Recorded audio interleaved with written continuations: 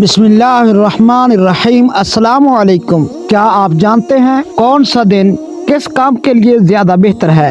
بعض دن بعض کاموں کے لیے زیادہ مناسب و بہتر ہیں۔ نمبر 1، اتوار باغ لگانے، مکان بنانے اور کھیت بونے کے لیے زیادہ بہتر ہے کیونکہ اسی دن جنت کا باغ لگا۔ نمبر 2، سوموار تجارتی سفر کے لیے بہتر ہے کہ اسی دن حضرت شعیب علیہ السلام نے تجارت کا پہلا سفر کیا جس میں بہت زیادہ نفع ہوا۔